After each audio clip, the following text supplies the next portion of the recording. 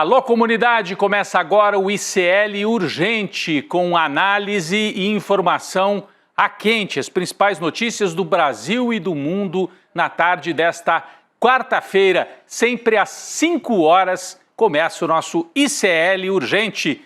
E com a gente lá na atualização de notícias, na redação do ICL, hoje não é a Laura, é o André Uzeda. Bem-vindo, André. Tudo bem? Boa tarde. Boa tarde, Rodrigo. Boa tarde a todos. Vamos aqui seguir substituindo nossa querida Laura Couto com as principais notícias do dia. É isso, olha, um dia quente, um dia com informações de Roma, o conclave, nós vamos trazer informações ao vivo e também notícias quentes da política brasileira. Eu vou trazer tudo isso para você. Boa tarde para você que mora nesse país em que o ex-presidente, que se fez de vítima no hospital, disse que não podia assinar aquele ofício, chegou até a maltratar o oficial de justiça. O ex-presidente que saiu da UTI outro dia foi direto para o palanque. É isso mesmo, o Bolsonaro, nesse momento, está no palanque, lá em Brasília, para pedir anistia aos golpistas, inclusive para ele, né, que virou réu outro dia. Já já vamos ao vivo para Brasília com Heloísa Vilela, que está acompanhando a manifestação em defesa dos golpistas. Daqui a pouquinho, Heloísa Vilela aqui no ICL Urgente. Mas agora, vamos com as notícias do Vaticano, Roma. Começou agora há pouco, você vê aí a famosa chaminé, né? Começou agora há pouco o conclave que vai escolher o novo Papa da Igreja Católica e já tivemos a primeira votação que terminou com fumaça preta, olha aí. Agora há pouquinho, por volta de 4 horas da tarde, a fumaça preta indicando que não habemos Papa por enquanto, né? A primeira votação ali dos cardeais não chegou a uma maioria significativa para escolher o novo Papa da Igreja Católica. A Capela Sistina foi fechada hoje por voltas das 12 horas e 45 no horário de Brasília. Pouco antes disso, numa transmissão ao vivo, nós temos as imagens aqui, o Vaticano exibiu o momento em que os cardeais se encaminharam ao local, numa longa procissão. A gente observa aí os cardeais entrando, né, na Basílica de São Pedro. Eles se reuniram ali, primeiro para uma oração, e depois disso, os 133 cardeais, né, saíram da Basílica de São Pedro e seguiram para a Capela Sistina, onde acontece propriamente o conclave, né? As portas fechadas e os 133 cardeais, aí são imagens de um pouquinho antes, né? Antes deles entrarem para o conclave, né? Nós estamos recuperando imagens de 2 horas, 3 horas atrás, um pouco mais do que isso. Depois eles foram para a Capela Sistina e já fizeram, inclusive, a primeira votação, que, como a gente mostrou aqui, terminou com fumaça preta, portanto, sem uma definição. O André Uzeda vai explicar rapidinho para a gente aqui, André, como é que vai funcionar a eleição do novo Papa que sucederá Francisco. André. Olha, Rodrigo, todo mundo que assistiu ao filme Conclave se sente um pouco especialista para dizer como é que funciona a votação do Papa, né? Mas vamos explicar rapidinho, assim, tirando a parte da ficção do filme. É mais ou menos assim. Cada cardeal, ele escreve o nome do candidato em uma cédula e vai levar até a urna do altar. Depois que ele colocar todas as cédulas na urna, ela vai ser sacudida para não identificar cada votante, né, cada cardeal votante. Por fim, acontece a contagem das cédulas e a leitura dos nomes, né, de quem são os candidatos ali que receberam mais votos. Para saber o novo Papa foi escolhido ou não, as cédulas são queimadas no fogão. Isso para o grande público, porque antes eles vão saber se obteve a quantidade de votos. Então, eles são queimados no fogão e usados produtos químicos para identificar a cor preta ou branca, né? Tudo isso através de produtos químicos. Quando sai a cor preta, como a gente já explicou, significa que o Papa ainda não foi escolhido e vai ter mais rodadas de votação. Se sair a cor branca, foi finalizado o conclave e terá a indicação do novo Papa. É isso, André. Obrigado pelas explicações. Realmente, quem assistiu o filme acompanhou de perto tudo isso, esse bastidor, né, de como é que acontece a escolha de um novo Papa. Já houve casos de conclaves que duraram meses, mas isso lá na era medieval, né? Aqui na era mais século XIX, século XX, são alguns dias para você fazer esta escolha, uma sequência de votações. Desde que o Papa Francisco morreu, a plataforma de apostas norte-americana Polymarket abriu uma sessão para apostadores decidirem, né, ou apostarem mesmo, quem é que vai ser o próximo Papa. E aí tem os favoritos. O primeiro da lista é um italiano. Nós fizemos aqui um quadro que traz esses favoritos. Alguns deles estão nessa plataforma de apostas ali entre os mais votados, né? Mas outros não estão necessariamente na plataforma de apostas, mas são considerados pelos especialistas possíveis sucessores do Papa Francisco. Aqui, ó, cardeais favoritos para substituir o Papa Francisco, né? Pietro Parolin, o italiano de 70 anos, considerado um moderado, é aquele que está em primeiro lugar nas bolsas de aposta. Ele é italiano, como eu disse, nós tivemos 3 papados seguidos de papas que vieram de fora da Itália, né? O João Paulo II polonês, depois nós tivemos o Bento XVI alemão e, por fim, o Papa argentino, Bergoglio, o Papa Francisco. Então, os italianos, né, o pessoal da Cúria Romana, reivindicam que volte, né, o papado volte para um italiano. Então, Pietro Parolin, e além disso é um moderado que poderia fazer a mediação entre os setores mais progressistas, próximos a Francisco, e os setores mais conservadores da Igreja Católica. Então, ele é um dos nomes. Entre os conservadores, a gente tem o Péter Erdő, da Hungria, 72 anos, é considerado aquele conservador linha dura europeu e que vem de um país que hoje é governado pela extrema-direita, mas ele tem uma tradição de defesa dos dogmas católicos e de não ceder para a temática, né, do século XXI. Aqui do outro lado, um nome que é apontado como uma possível novidade, um papa do continente africano, Robert Sarah, de Guiné, 79 anos de idade e também conservador nas questões, né, comportamentais. Seria uma escolha para ampliar a igreja no continente africano. Nós temos um segundo nome da Itália, o Matteo Zuppi, aqui ao lado, com 69 anos. Esse é considerado o mais progressista entre os favoritos, né? É um candidato a papa, né, bastante próximo das ideias de Francisco, em alguns momentos até mais progressista do que o Papa Francisco.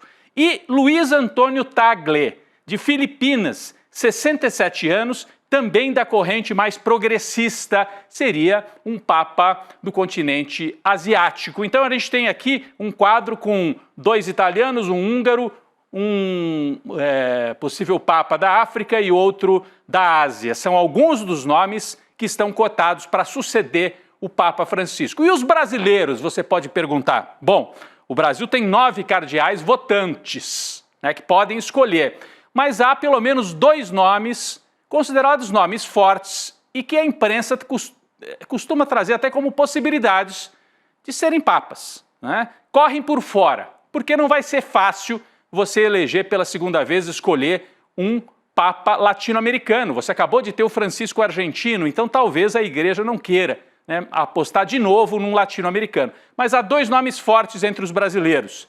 Dom Sérgio da Rocha, de 65 anos, arcebispo lá em Salvador, e é primaz do Brasil, né, como arcebispo de Salvador.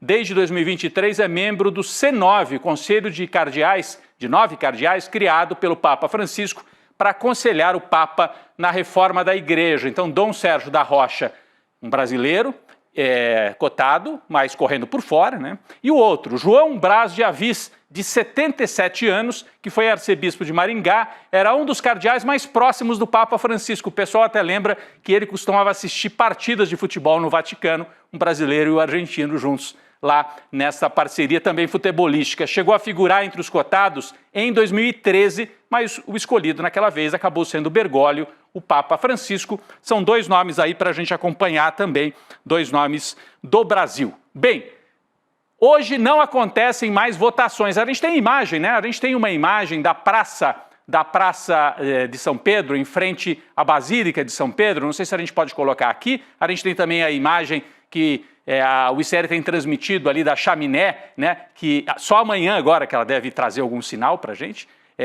Aqui são imagens recuperadas de um pouco mais cedo, mas a gente tem também a imagem, não sei se é possível colocar aqui na tela, do povo que continua ali, né? Muitos fiéis de plantão ali na Praça de São Pedro, esperando, agora vão esperar a madrugada, o dia de amanhã, porque hoje não acontecem mais votações. Aí temos imagens, aí sim, do povo aglomerado do lado de fora e assistiu esta cena da fumaça preta agora há pouquinho. Amanhã, a primeira votação deve acontecer por volta de 5h30 da manhã no horário brasileiro. É claro que lá já seriam 10h30 da manhã. Mas por volta de 5h30, a primeira votação.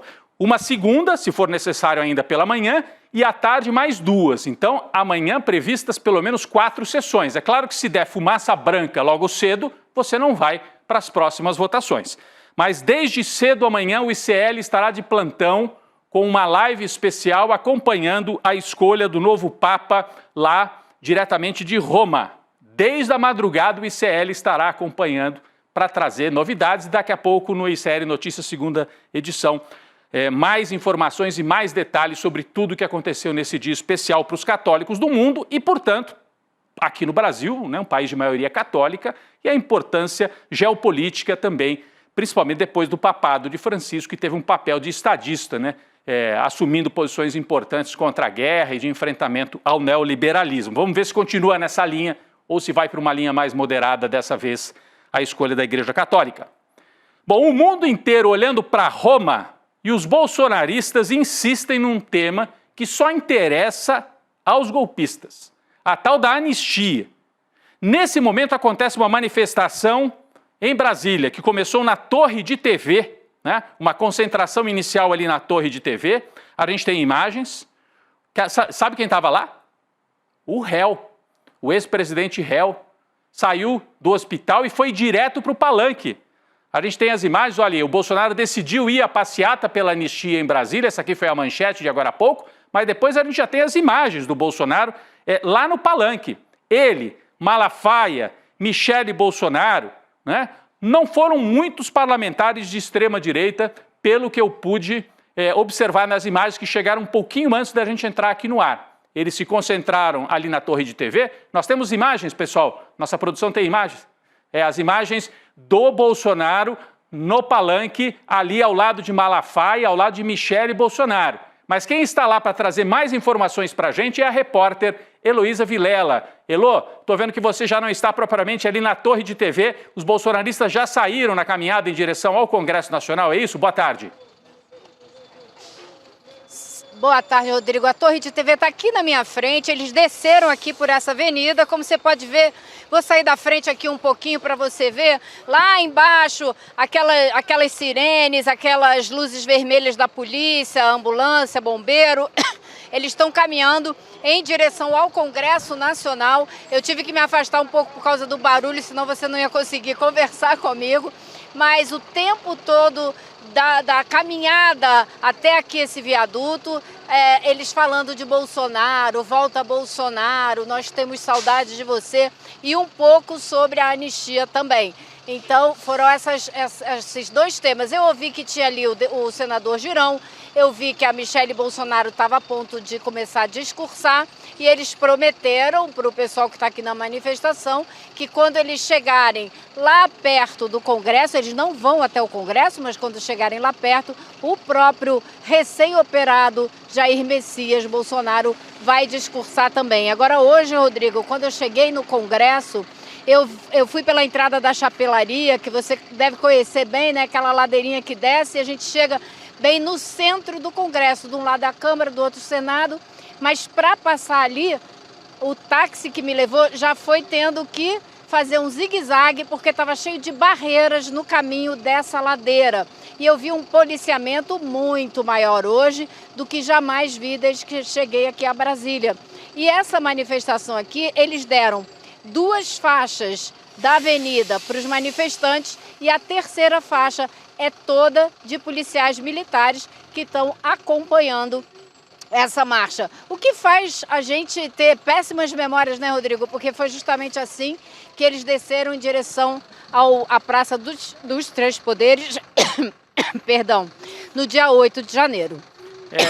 Heloísa, até engasgou a Heloísa aqui falando do 8 de janeiro, porque realmente é o mesmo percurso. É o percurso dos golpistas, mas eu queria que você trouxesse para a gente, Elô. A gente tinha separado as imagens, mas estamos com dificuldade para mostrar aqui ao vivo.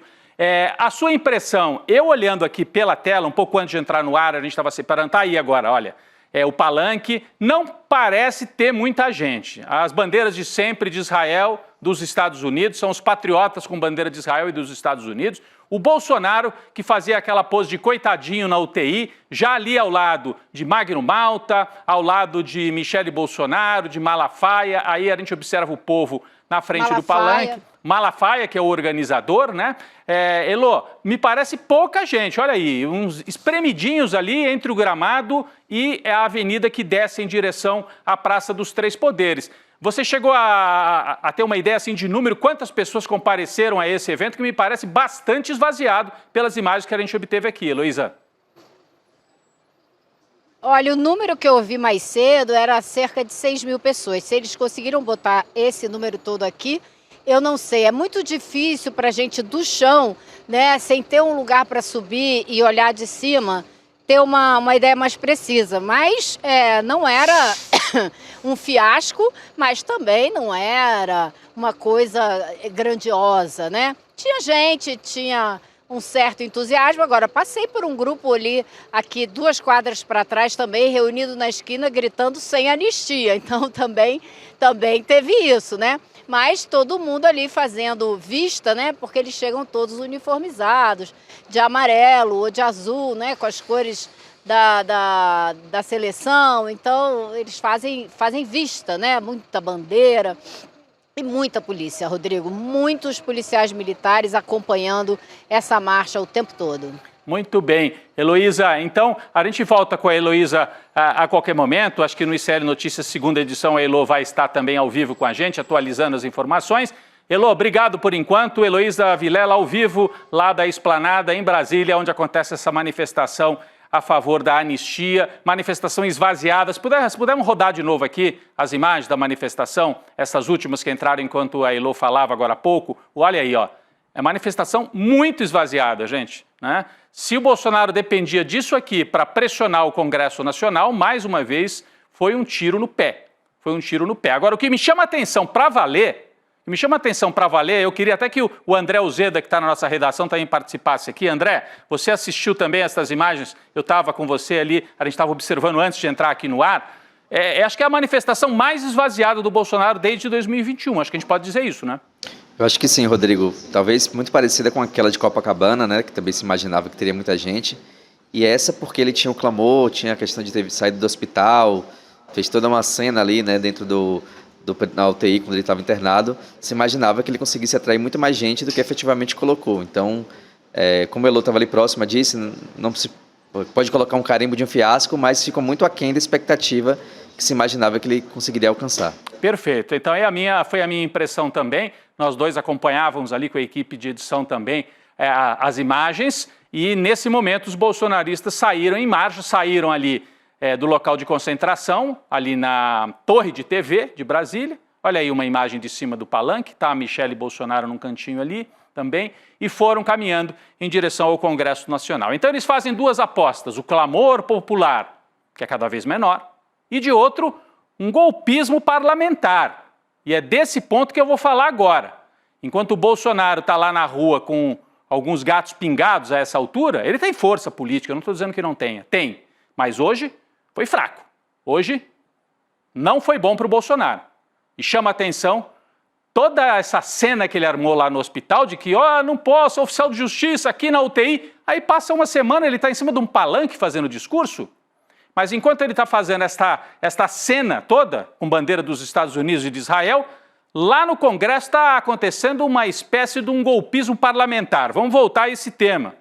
A Comissão de Constituição e Justiça da Câmara está, nesse momento, avaliando o requerimento que pede a suspensão da ação penal que julga a trama golpista no Supremo Tribunal Federal. Já há 21 pessoas transformadas em réus, inclusive Bolsonaro e o deputado Ramagem. Um dos réus, como eu disse, é o deputado Alexandre Ramagem, do PL do Rio de Janeiro. E lá, o que a Comissão de Constituição e Justiça está analisando? O relator desse requerimento, o deputado Alfredo Gaspar, que é de Alagoas, defendeu o trancamento de todo o processo para defender a imunidade parlamentar de Alexandre Ramagem. Isso é previsto na Constituição. Mas o entendimento que foi adotado por esse deputado Alfredo Gaspar contraria julgamento, decisão anterior do próprio Supremo. Isso aqui é o Ramagem. Então, o que estão dizendo os bolsonaristas? Veja bem, não pode ter ação penal contra ele porque ele tem mandato parlamentar, tem que parar a ação penal contra ele. Mas daí colocaram embutido o grande truque. a ação penal pararia não só contra o Ramagem, mas contra todos, inclusive o Jair Bolsonaro. O ministro Cristiano Zanin, presidente da primeira turma, encaminhou um ofício ao presidente da Câmara para informar que não é possível que a ação penal contra o Ramagem seja integralmente trancada, muito menos a ação penal contra Bolsonaro, general Heleno, etc. Mas a Câmara e os bolsonaristas estão fingindo que não ouviram, né? A votação segue lá na Comissão de Constituição e Justiça, eles estão analisando vários destaques e pode ser que hoje ainda aprovem na CCJ esse requerimento, que é uma espécie de golpismo parlamentar para livrar o Ramagem e livrar o réu Bolsonaro, que está marchando lá com os golpistas, enquanto isso, do lado de fora, lá perto da Praça dos Três Poderes. Então esse é o golpismo, que tem um braço na rua e outro braço lá na Câmara. Falando ainda em Câmara, foi aprovado em plenário, por 270 votos a 207, o projeto de lei que aumenta em 18 cadeiras o número de parlamentares da Câmara dos Deputados.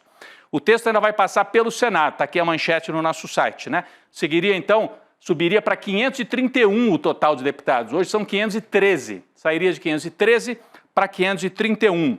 Com o aumento, a Câmara passaria a ter então mais deputados, tendo um aumento significativo em alguns estados. O André Uzeda vai trazer mais informações para a gente sobre essa proposta de aumentar o número de deputados federais. André? Olha, Rodrigo, o principal motivo que consta no projeto de lei para esse aumento é o crescimento populacional. Os dados foram baseados no censo de 2022, que apontou que o Brasil teve crescimento de 6,5% no número de habitantes.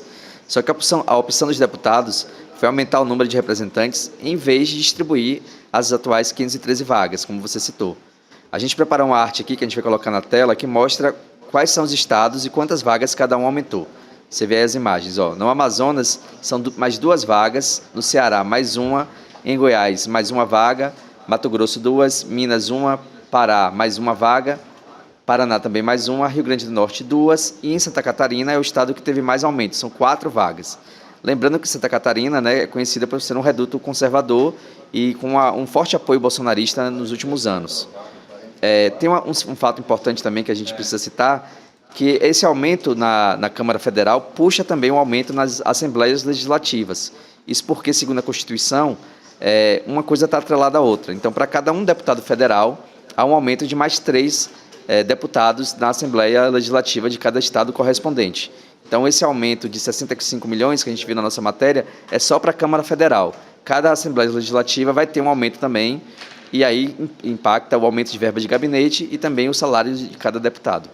Muito bem, só lembrando que isso ainda tem que passar pelo Senado. Então foi aprovado na Câmara, mas tem que passar pelo Senado Federal. Se puder colocar rapidinho de novo aqui para a gente, por favor, aqui a arte, né, o mapa do Brasil. Então você observa que no caso Santa Catarina mais 4 vagas, um estado de maioria conservadora. O Paraná vai ter aumento de vaga, mas também tem aumento de vaga no Ceará, no Pará, no Rio Grande do Norte, que são estados onde a votação não é tanto para a direita. Então, no geral, eu não acho que mexe com um mapa, assim, vamos dizer, partidário, político, peso geral na Câmara dos Deputados. O que é importante mesmo é que a Câmara dos Deputados continua dominada pelo Centrão e pela lógica das emendas parlamentares. Vamos seguir acompanhando esse assunto aqui ao longo dos próximos dias. O presidente Lula, vamos falar do presidente Lula, já desembarcou em Moscou, na Rússia, para participar das celebrações do Dia da Vitória. As comemorações acontecem no dia 9 de maio. A data faz referência ao dia em que as tropas soviéticas,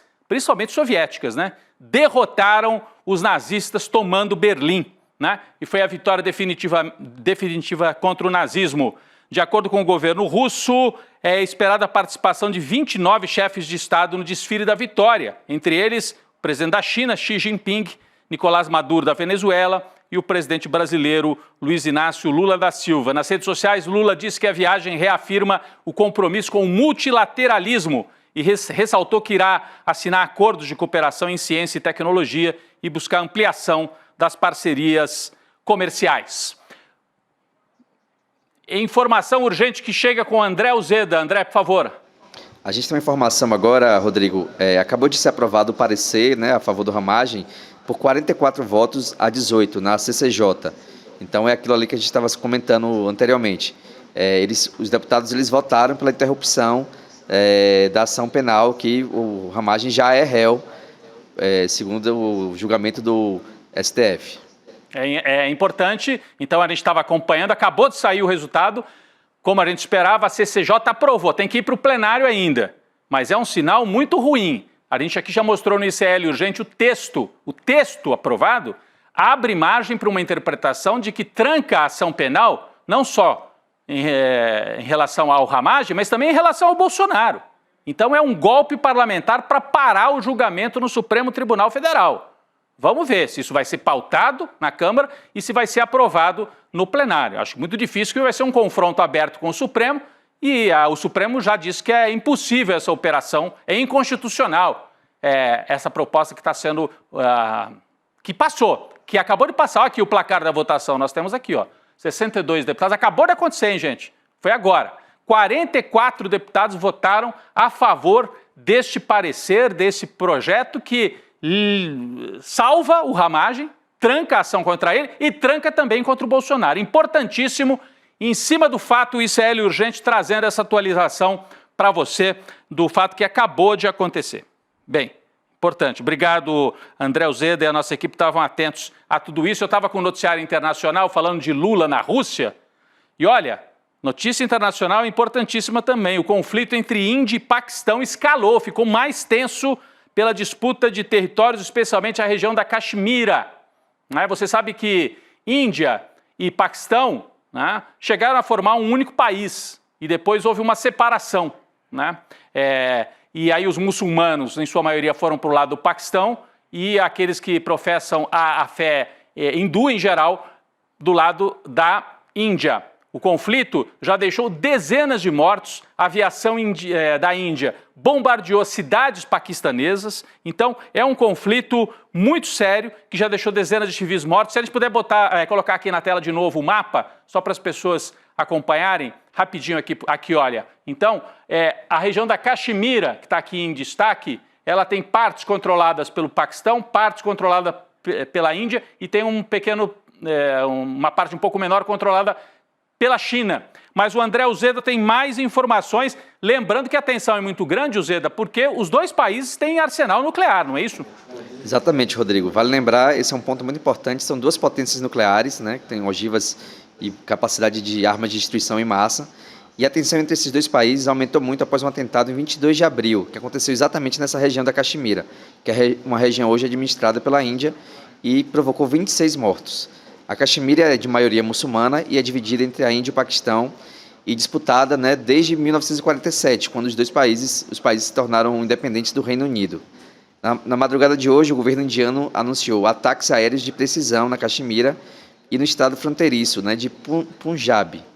A ação destruiu 9 acampamentos terroristas, segundo eles, que foram escolhidos para evitar danos em infraestruturas e vidas civis. A gente tem as imagens aí na tela do momento do ataque. Esse momento, essas imagens são do ataque da Índia contra o Paquistão. E o Paquistão está prometendo retaliar, né, André? Essa é a gravidade da situação. A gente tem imagens aqui, a situação da Caxemira militarizada. Índia e Paquistão já há muito tempo disputam esse território, mas agora foram para o conflito militar. A gente percebe como o mundo, nos últimos anos, vai vivendo o aumento de guerras. Aparentemente guerras regionais, mas cada vez mais perigosas para a estabilidade mundial. Rússia, Ucrânia, Israel massacrando os palestinos e agora a Índia, Caxemira, mais um ponto de conflito no mundo. Bom, vamos seguir acompanhando e trazer mais informações a qualquer momento sobre esse conflito. Uma última notícia aqui, o Nubank, informou num comunicado que convidou o ex-presidente do Banco Central, Roberto Campos Neto, para assumir um cargo dentro da instituição. Campos Neto aceitou prontamente o convite, vai ser vice-chairman e chefe global de políticas públicas da empresa.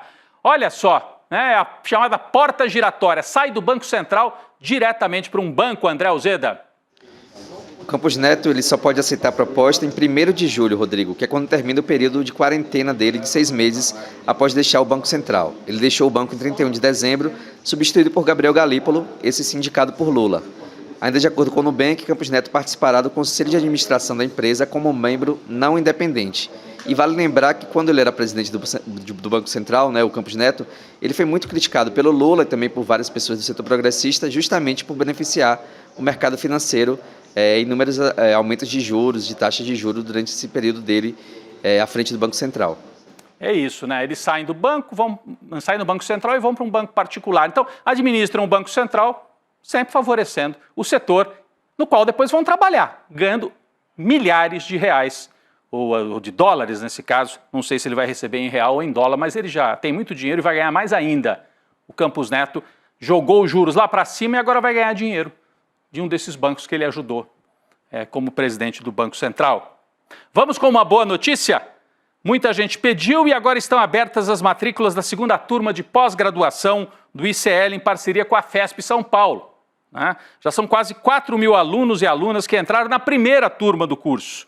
O curso que tem o nome de Repensando o Brasil, Sociedade, Política e História. E agora chegou a sua vez de estudar nesta formação revolucionária. Nós preparamos uma super aula magna para você ficar por dentro de todos os detalhes dessa segunda turma. Esta aula magna será conduzida pelo Gessé Souza, sociólogo, autor dos best-sellers A Elite do Atraso e O Pobre de Direita. Não sei se a gente tem para colocar aqui na tela a chamada da nossa aula magna. Garanta sua vaga agora mesmo, participe ao vivo, não perca a chance de tirar suas dúvidas e descobrir quais serão as disciplinas. Então é aula magna com o Gessé Souza e depois o Edu Moreira traz os detalhes de como é que você pode participar dessa segunda turma da pós-graduação do ICL em parceria com a FESP. Se inscreva, iclurgente.com.br, iclurgente.com.br ou então pelo QR Code que está aí na tela. Obrigado André Uzeda pela parceria hoje nesse dia tão agitado, notícias de Roma, notícias de Brasília. Obrigado, boa tarde. Obrigado, Rodrigo. Obrigado a toda a audiência também.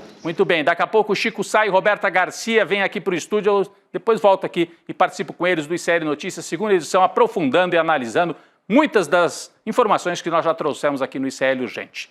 Valeu, gente, nos vemos amanhã. Por que as elites odeiam tanto o povo brasileiro? Segundo essas elites, as cidades de fora são sempre as melhores, as pessoas lá são mais educadas, honestas, bonitas. Cidade boa é Miami, comida e cultura de valor só na Europa. É sobre esse tema e a explicação disso que farei a próxima aula magna da pós-graduação do ICL, Repensando o Brasil, Sociedade, Política e História. A aula Por que as elites odeiam o povo brasileiro será no dia 15 de maio, na quinta-feira, às 20 horas. É uma aula de graça e aberta ao público. Uma oportunidade única para você conhecer essa pós que é revolucionária. Participe desse momento especial com o ICL e a FESP São Paulo.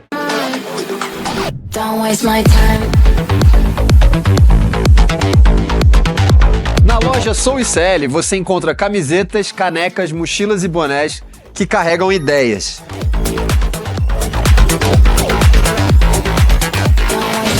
Produtos com propósito para quem acredita em justiça, consciência e transformação. Vista, use, leve a luta com você. Acesse souicl.com.br e escolha o que representa você. ICL, souicl.com.br, tá tudo lá.